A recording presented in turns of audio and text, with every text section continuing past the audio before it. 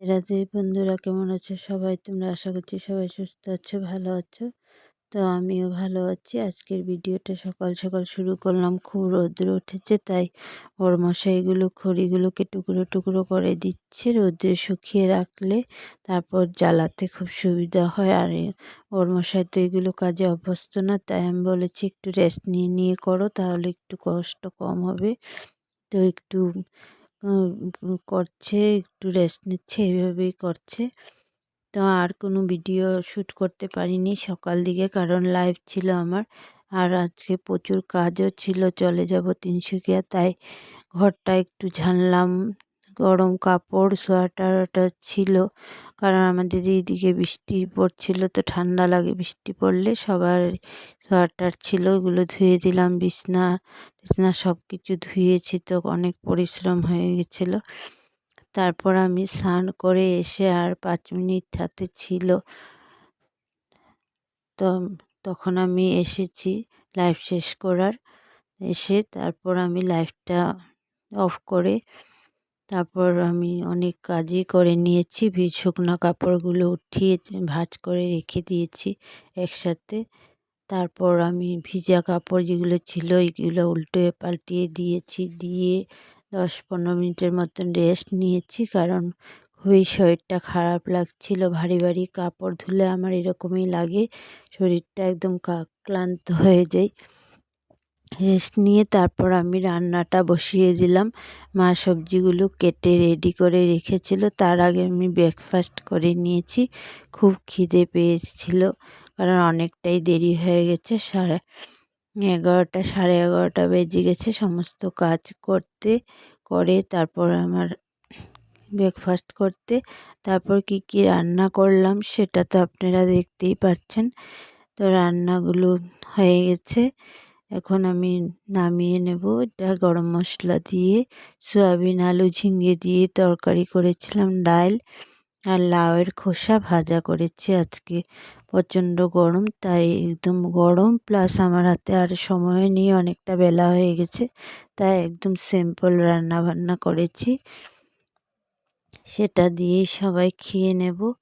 আর দিকে বনু গেছে ঘুরতে, বনুর বোনের ঘরে, দিদির ঘরে, তাই মানুষজনও কম, লোকজনও কম, এত কিছু বানাতে লাগবে না। এখানে লাস্ট লুকগুলো দেখে নিন। আজকে লাঞ্চ মেনুতে কী ছিল: ঝিঙে আলুর তরকারি, ডাল, আর হলো শশার খোসা ভাজা। তো সবার খাওয়া হয়ে গেছে, এখানে আমিও খেতে বসে পড়েছি। সব কিছু একসাথে নিয়ে এখানে টমেটোর চাটনিটা কালকে ছিল, তো রেখে দিয়েছিলাম ফ্রিজে। মা আর আমি খেয়ে নিয়েছি, মা খেয়ে আমার জন্য একটু রেখে দিয়েছিল। তারপর সোজা চলে আসলাম বিকালের টিফিন বানাতে। এখানে আজকে বিকালের টিফিনে বানিয়েছিলাম ম্যাগি, একটু ঝুলঝুল করে বানাতে বলেছিল বড়মশাই। তো এখানে গোটা গোটা ম্যাগিগুলোই দিয়ে দিয়েছি। অন্যদিন আমি ভেঙে গুঁড়ো গুঁড়ো করে দিই, তাহলে খেতে সুবিধা হয়, নাহলে লম্বা লম্বা থাকলে খেতে একটু আমার অসুবিধা হয়। কিন্তু আজকে ভাবলাম না, গোটা গোটাই দেই, কারণ বড়মশাইও খাবে, মাও খাবে। ওরা যদি না পছন্দ করে ছোট ছোট করে টুকরো করে, তার জন্য গোটাই দিয়ে দিয়েছি। আর জলটা বেশি দিয়েছি, ঝোল ঝোল করে খাবে বলেছে, তাই। এখানে পুরো সিদ্ধ হয়ে গেছে মেয়েগুলো। তারপর আমি মশলাটা দিয়ে নামিয়ে নিয়েছি। নামিয়ে 3টা বাটিতে বেড়ে নেব 3 জনের জন্য, আমার বড়মশাই আর মার জন্য। আর এদিকে কড়াইয়ে রেখে দেব ছেলের জন্য, যখন আসবে তখন খেয়ে নেবে। তো এখানে গরম গরম সার্ভ করে দেব। স্যুপের মতন খেতে ভালোবাসে আমার বড়মশাই। আর আজকে শুক্রবার, তার জন্য পেঁয়াজ টেয়াজ কিছুই দিলাম না, সিম্পল ম্যাগি বানিয়েছি। আজকের ব্লগটা পুরো খাম ব্লগ হয়েছে, পুরো খাওয়া দাওয়ার মধ্যেই গেল, আর কিচ্ছু শেয়ার করতে পারিনি। এখানে 3টা বাটিতে নিয়ে নিয়েছি, সবাইকে দিয়ে নিজেও খেয়ে নেব। আর আমি এখানে খাচ্ছি, আগে প্রথমে চামচ দিয়েই খাচ্ছিলাম, ম্যাগিগুলো বড় হওয়ার কারণে আমার খেতে অসুবিধা হচ্ছিলো। তারপর আমি হাত দিয়েই খেয়ে নিয়েছি। কে কে এরকম আমার মতন হাত দিয়ে ম্যাগি খান অবশ্য কমেন্টের মাধ্যমে বলবেন। তো আজকের ভিডিওটা আমি এখানেই শেষ করব। বাই, রাধে রাধে।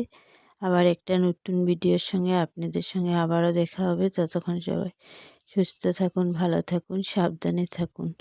শুধু ম্যাগি নয়, ম্যাগির পরে মা বানিয়েছিল চা। যতই যে খায় না কেন, বিকালের টিফিনে চা না খেলে ভালো লাগে না, আর আমি খালি চা খেতে পারি না।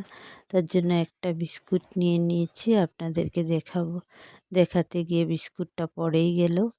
তারপর ডিনারের জন্য মার জন্য করছি রুটি, আর আমাদের ভাত ছিল, ভাত খেয়ে নিয়েছি। তো এখানে রুটি বানাচ্ছি। তো আজকের ভিডিওটা এখানেই শেষ করলাম। বাই, রাধে রাধে।